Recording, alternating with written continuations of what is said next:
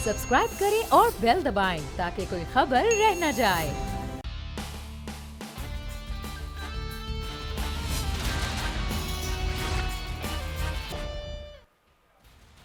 अस्सलामुअलैकुम। The special report with Mudassar Iqbal के साथ हाजिर खिदमत है। नाजरीन, 2.25 साल करीब इस हुकूमत को हो गए और इस हुकूमत के 2.25 साल में अपोजिशन पर बार बार ये तनकीद होती रही कि अपोजिशन खुद मुनकसिम है, खुद तकसीम है, तो वो किस तरह से इकट्ठी होकर अवामी मफाद के लिए आगे बढ़ सकती है। फिर अपोजिशन का एक बड़ा इम्तहान सेनेट के इलेक्शन में आया, लेकिन उसमें वो नाकाम हुए क्योंकि खुद अपोजिशन के अंदर अभी तक धड़ेबंदी थी और उस नाकामी के बाद एक लंबा अरसा चला। मौलाना फजलुर रहमान साहब एहतजाज और धरने के लिए इस्लामाबाद रवाना हुए। मॉरल सपोर्ट और तकारीर की हद तक तो अपोजिशन की 2 बड़ी जमातें उनके साथ मौजूद थी, यानी पाकिस्तान पीपल्स पार्टी और मुस्लिम लीग नून, लेकिन उस धरने को अमली तौर पर सपोर्ट इन दोनों जमातों की जानिब से नहीं दिया गया। उसके बाद फिर अब तीसरा मरहला आया है, वो है अब पीडीएम का, पाकिस्तान डेमोक्रेटिक मूवमेंट। इसमें तमाम अपोजिशन की जमातें अब इकट्ठी हो गई हैं और इकट्ठी होने के बाद एक प्लेटफॉर्म बन गया है जिस पर जलसे शुरू हो रहे हैं। पहला जलसा पंजाब में पाकिस्तान मुस्लिम लीग नून कर रही है, दूसरा जलसा 2 दिन के बाद फिर होगा कराची में जो पाकिस्तान पीपल्स पार्टी की ज़ेरे क़यादत होगा, फिर उसके बाद जलसा होगा कोयटा में जमीयत उलमा इस्लाम फे करेगी। लेकिन इस तमाम तर जलसों के बाद अब ये कहा जा रहा है कि अपोजिशन इकट्ठी हुई है तो ये अवामी मफाद नहीं है, बल्कि ये इनके वो केसेस है, वो दबाव है जो इस वक्त नैब की सूरत में, अदालतों की सूरत में इन पर है, और ये दबाव वो कन्वर्ट करना चाहते हैं हुकूमत पर कि किसी तरह से रिलीफ मिले। और इसी रिलीफ पर आज वजीर आज़म पाकिस्तान इमरान खान की जानिब से कहा गया कि कौमी दूरी करने वालों से एनआरओ की तलाश में है, किसी किस्म का कोई एनआरओ, कोई रियायत उन्हें नहीं दी जाएगी। जलसे की इजाजत मिल गई है, लेकिन जलसे के लिए अब पाकिस्तान मुस्लिम लीग नून, पाकिस्तान पीपल्स पार्टी के रहनुमा कह रहे हैं कि रुकावटें डाली जा रही हैं, गिरफ्तारियां दी जा रही हैं और कंटेनर्स खड़े किए जा रहे हैं। तमाम तर सूरत हाल पर बात करेंगे क्योंकि अब जलसे में 24 घंटे भी बाकी नहीं रह गए, क्योंकि कल इस वक्त जलसा गाह में लोग होंगे, जलसे की तैयारियां चल रही होंगी।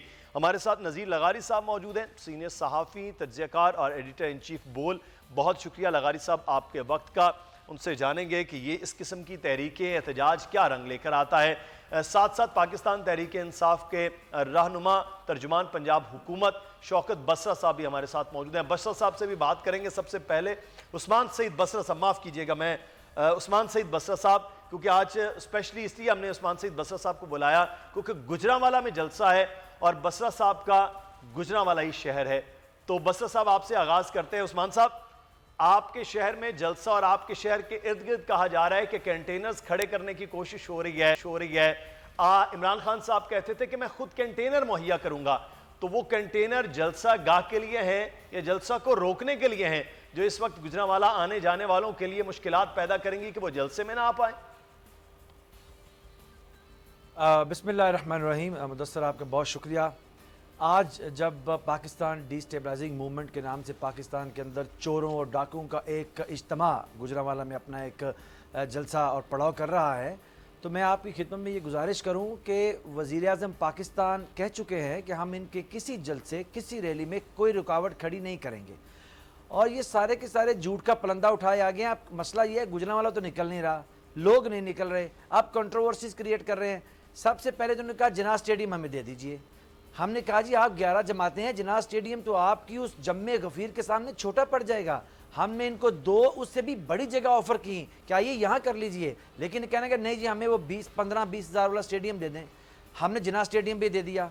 जो आप एक भी कारकुन, आप देखिए, आप अभी मैं बैठा हूँ, अभी लीजिए मुस्लिम लीग नून के किसी आदमी को, पीडीएम के किसी रिप्रेजेंटेटिव को, हमने किसी को गिरफ्तार नहीं किया।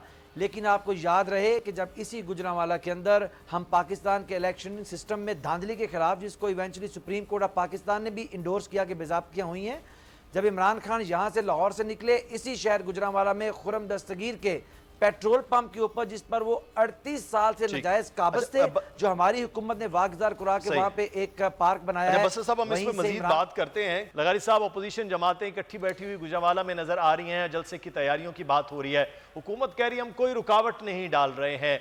तो ये अब जो जलसा होने जा रहा है, ये जलसों का आगाज है बुनियादी तौर पर, जो पहला जलसा कल होने जा रहा है, اس جلسے سے کیا حاصل کیا ہوتا ہوا نظر آئے گا؟ اعلان کی حد تک تو رکاوٹ نہیں ڈال رہی ہے، لیکن عملاً حکومت ایسے کاموں میں لگی ہوئی ہے کہ جس سے یہ جلسہ نہ ہو سکے۔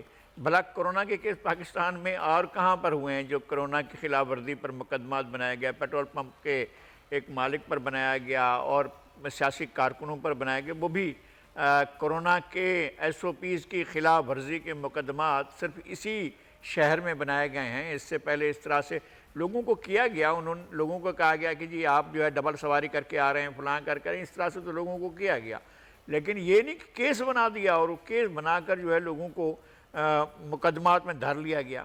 خیر یہ ہوا ہے، میرا خیال ہے کہ کل کا جلسہ میں ایک سنگ میل ہوگا، چونکہ حکومت کی کارکردگی ہمیں بہت تکلیف ہوتی ہے، ہمارے بہت پیارے دوست بیٹھے ہوتے ہیں عثمان سعید بصرہ صاحب، اور ہم درد سے بل بلا رہے ہوتے ہیں، جو تکلیف ہے ہم اس کو بیان نہیں کر سکتے ہیں کہ تکلیف کتنی ہے اور لوگ کتنا جھیل رہے ہیں۔ آٹا کہاں پہنچا ہے، چینی کہاں پہنچی ہے، اشیاء ضرورت کہاں پہنچی ہیں، روزمرہ استعمال کی چیزیں کہاں پہنچی ہیں، غریب کھانا نہیں کھا پا رہا ہے، بے روزگاری بڑھی ہے۔ آپ کو پتہ ہے جتنا روزگار انہوں نے 5 سال میں دینا تھا اس سے زیادہ لوگوں کو 1 سال میں بے روزگار کر دیا گیا، اور لوگوں اچھا کیوں بند ہیں بھئی، یہ آپ چلائیں نا، یہ انڈسٹریل یونٹ بند۔ اپوزیشن کی یہ جلسے کی احتجاج واقعی بے روزگاری، غربت اور ملک کی صورتحال پر ہے؟ اب ملک کی صورتحال ایسی ہے، لوگوں کے پاس راستہ نہیں ہے، لوگوں کے پاس کوئی دوسرا راستہ ہوتا دوسرا راستہ اختیار کرتے۔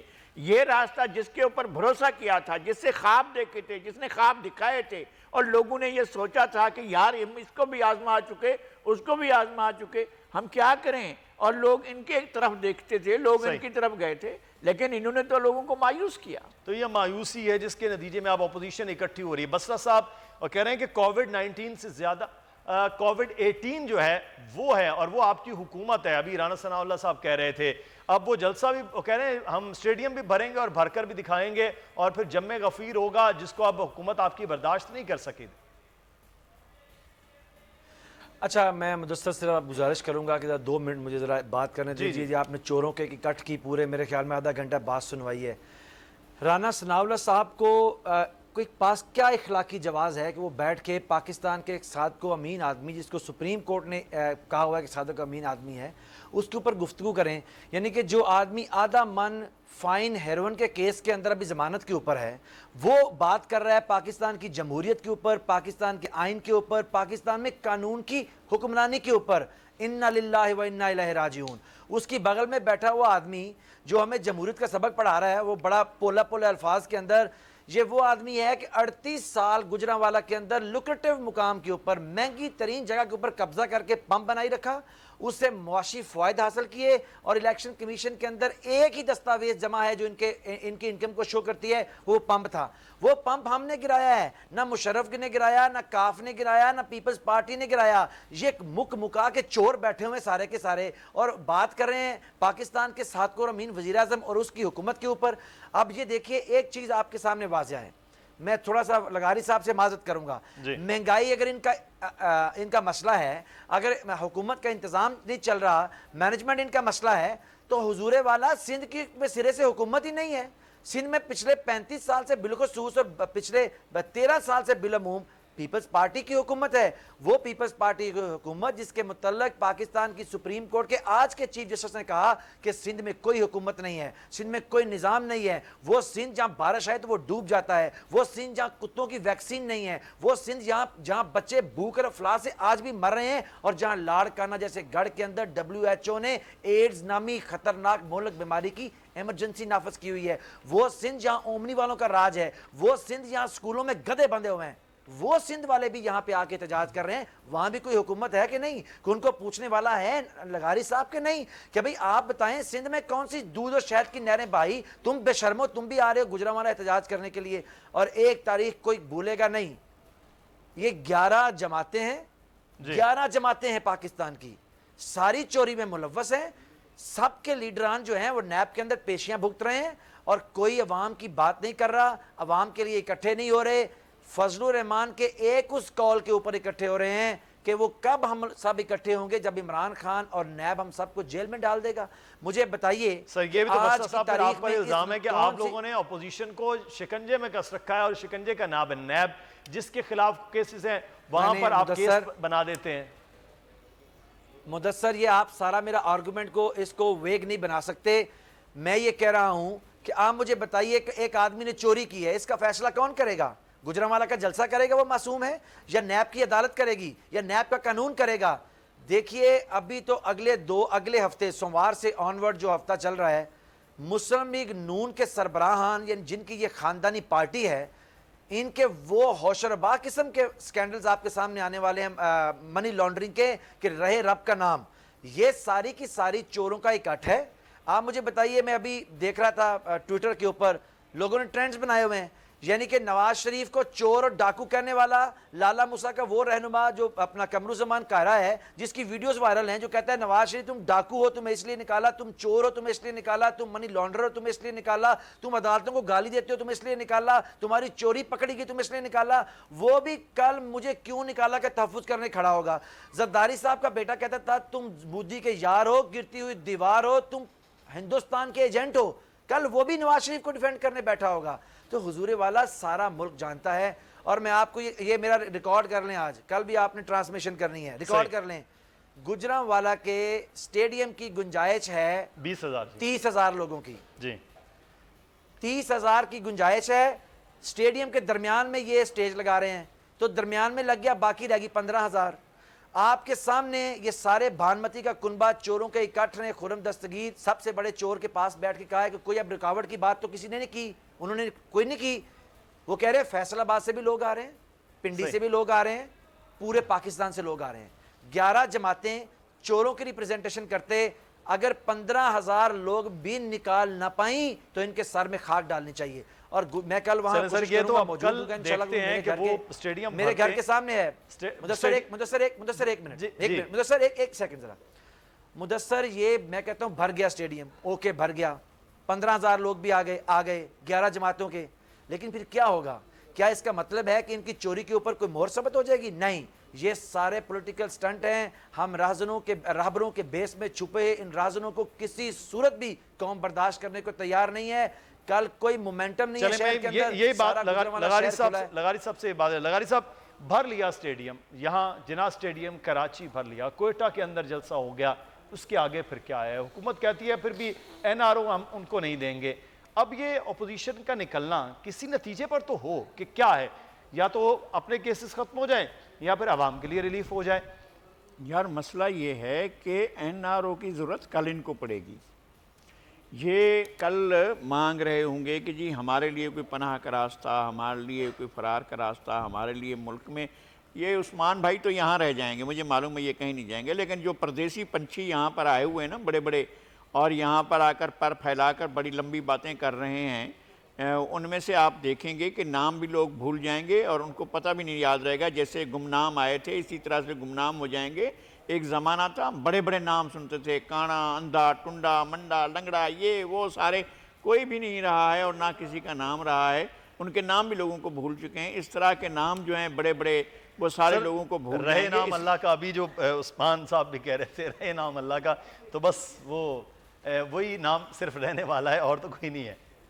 نہیں لیکن لغاری صاحب میرا سوال جو ہے وہ یہ ہے کہ یہ کل شیخ رشید صاحب نے پروگرام میں ہمارے ساتھ گفتگو کرتے ہوئے کہا کہ ہم نے 126 دن کا دھرنا کیا، ہم حکومت نے ختم نہیں کر سکے. سر یہ دھرنے احتجاج جلد سے حکومت کو کیسے ختم کر پائیں گے اگر الٹیمیٹ گول یہ ہے کہ جی سلیکٹڈ حکومت کو گھر بھیجنا ہے؟ یہ جملہ ان کا ہوتا ہے. میرا خیال یہ ہے کہ یہ بالکل دوسری صورتحال ہے، اس کو اس صورتحال سے نہ ملائیں. وہ ان کی پارٹی کا احتجاج تھا، 4 سیٹیں کھولو 35 پنکچر ہوئے، یہ باتیں تھیں جن کے اوپر وہ گئے تھے. یہاں لوگ مر رہے ہیں یار، لوگوں کے پاس علاج کے پیسے نہیں ہیں، لوگوں کے پاس کھانے کے پیسے نہیں ہیں، لوگوں کے پاس آمدنی نہیں ہے، لوگوں کے پاس بے روزگاری ہے، لوگوں کے پاس بھوک ہے، افلاس ہے، بیماری ہے، ناداری ہے، لوگوں کے پاس کوئی چیز نہیں رہی ہے نا. آپ کی آدھی سے زیادہ آبادی جو ہے غربت کی لکیر سے نیچے پڑی تھی پہلے سے، اب اور جو ہے لوگ تیزی سے غربت کی لکیر سے نیچے آ رہے ہیں. کوئی شخص یہ نہ کہہ سکتا ہے کہ جناب میں عزت کی روٹی کھا رہا ہوں. ان کے پاس بہت بڑا لوگوں کے پاس ایک جواز ہوگا کہ لوگ اس زنجیر کو توڑنے کے لیے چاہے کچھ بھی ہو جائے. یہ تو میرے خیال میں دعوت ہے ایک انقلاب کو. یہ جو صورتحال ہے, اس صورتحال میں اگر لیڈرشپ پوٹینشل ہو اور اگر لیڈرشپ ایک استقامت کے ساتھ کھڑی ہو تو بہت کچھ کایا پلٹ ہو سکتی ہے. لیکن یہ ایک ایسی حکومت جس کو ڈیلیور کرنا تھا, جس نے ڈیلیور نہیں کیا, جس نے لوگوں کے لیے کچھ کرنا تھا, جس نے لوگوں کے لیے کچھ نہیں کیا, جو تبدیلی کے نام پر آئے تھے جو کوئی تبدیلی نہیں لائے, جو سونامی لے کر آ رہے تھے وہ سونامی عوام کو ڈبو رہی ہے اور عوام برے طریقے سے مر رہے ہیں. جنہوں نے گھر دینے تھے لوگوں کو بے گھر کیا. احتجاج کرنے والی اپوزیشن کی جو لیڈرشپ ہے وہ آپ سمجھتے ہیں کہ وہ کایا پلٹ سکتی ہے, وہ میں یہ کہہ رہا ہوں کہ لوگ اس تبدیلی سے بیزار ہیں یار. میں یہ کہہ رہا ہوں وہ کوئی دودھ کے دھلے ہوئے نہیں ہیں, ان میں کوئی پارسا نہیں بیٹھے ہوئے ہیں, بالکل نہیں ہے. لیکن وہ اس ساری صورتحال میں لوگوں کا جینا دو بار نہیں ہوا تھا یار. آٹا مل رہا تھا, چینی مل رہی تھی, لوگوں کی دس رس میں تھی. یہ وہ صورتحال ہو گئے جو 2007 میں آپ کو پتا ہے کہ یہاں پر یہ جو ہم آتے ہیں یہاں سے قیوم آباد میں, یہاں ٹرک کھڑے ہوئے تھے جو آٹے کے لوگوں کی چھینا جھپٹی ہو رہی تھی اور چھینا نہیں مل رہا تھا. جب ایک حکومت, سیاسی حکومت آتی ہے, توجہ دیتی ہے انڈسٹری پر, توجہ دیتی ہے زراعت پر. انہوں نے زراعت کو تباہ کیا. انڈسٹری کا سینکڑوں ہزاروں انڈسٹریل یونٹ بند پڑے ہوئے ہیں یار. زراعت کو جو ہے انہوں نے بھٹا بٹھا دیا زراعت کا, اور زراعت کا مذاق اڑاتے ہیں. آپ کے وزیر کہتے ہیں جناب وہ تو محکمہ زراعی نہیں, اسٹیبلشمنٹ کی طرف اگر انہیں بات کرنی ہو تو پھر اس کو وزارت زراعت سے منسلک کر دیں. یہ اس قیادت کو چھوڑ دیتے ہیں. یہ قیادت چور ہے نہیں ہے, نیب اور عدالتیں فیصلہ کر لیں گے. جن کے بارے میں عدالتوں نے فیصلہ کر لیا وہ سرٹیفائیڈ ہو گئے, وہ بہرحال پوری قوم دیکھتی. لیکن اصل مسئلہ عوام کا ہے. بس صاحب چینی, آٹا, انڈے کنٹرول نہیں ہو پا رہے تو پھر اپوزیشن کو کنٹرول کرنے کا کیا فائدہ. عوام کو کنٹرول کیجئے کہ ان مہنگائی کو کنٹرول کر کے, کہ عوام آپ سے خوش ہو کہ یہ معاملات ہمارے لیے آسان ہیں. اس جانب قابو ہی نہیں پایا جا رہا. مسلسل ایسی چیزیں جیسے ریت مٹھی سے گر رہی ہو, مہنگائی ایسے بڑھ رہی ہے. اچھا مدثر, میں بالکل آپ کے پروگرام میں بھی ایڈمٹ کرتا ہوں, اور پرائم منسٹر سے لے کے ہم تمام لوگ جو ٹیلی ویژن کے اوپر بھی ایز اے اسپوکس پرسن بھی بیٹھتے ہیں, اپنی پارٹی اور اپنے پرائم منسٹر کے ویژن کو ریپرزینٹ کرتے ہیں, ہم ایڈمٹ کرتے ہیں کہ ان 2 سالوں کے اندر مہنگائی ایک سب سے بڑا مسئلہ ہے. اور کیونکہ اس کے عوامل بہت زیادہ ہیں, وہ میں ڈسکس کروں گا تو لمبی بات ہو جائے گی. لیکن مہنگائی ہے وہ کن عوامل کی وجہ سے ہے وہ سب جانتے ہیں. پاکستان کو قرضوں میں ڈبو کے رکھا وہ ساری دنیا جانتی ہے. ہم اس کو ٹھیک کرنے کی کوشش کر رہے ہیں, اور انشاءاللہ تعالیٰ میں آپ کو صدق کے دل سے اشور کر رہا ہوں کہ ابھی جو کل ہماری وزیر اعظم کے ساتھ میٹنگ ہوئی ہے اور جس کے اوپر بڑا شور تھا کہ پتہ نہیں وہاں کوئی نواز شریف کی بات ہوگی, اس کے اوپر بھی مہنگائی ہی ایک معاملہ ہے جس کو ہم ایڈریس کر رہے ہیں. تو یہ میں انشاءاللہ آپ کو انشور کرتا ہوں.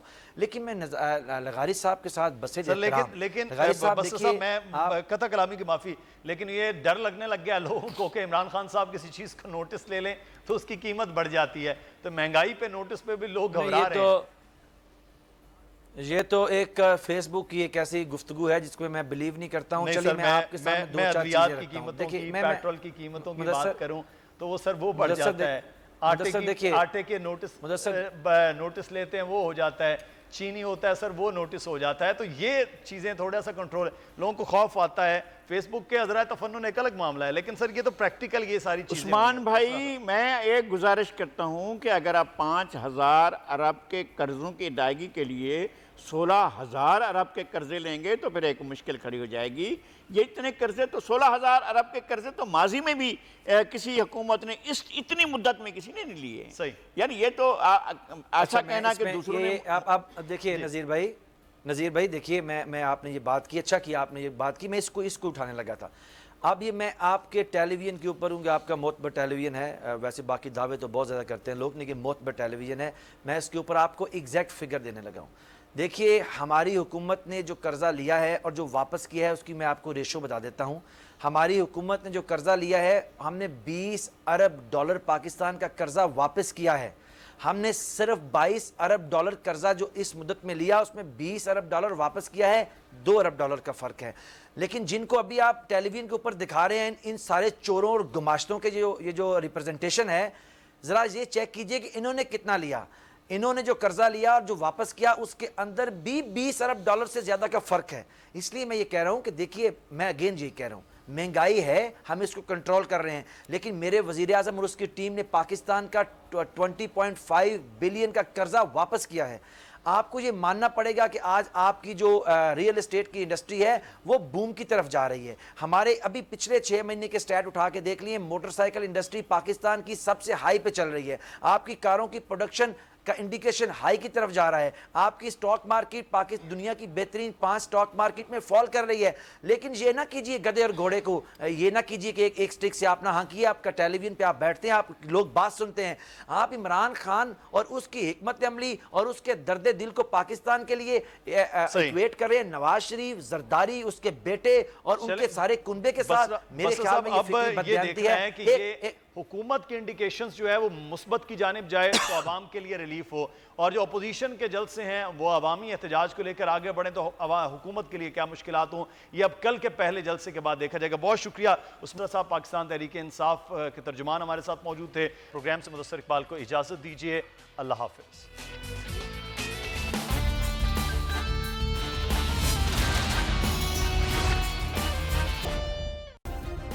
سبسکرائب کریں اور بیل دبائیں تاکہ کوئی خبر رہ نہ جائے.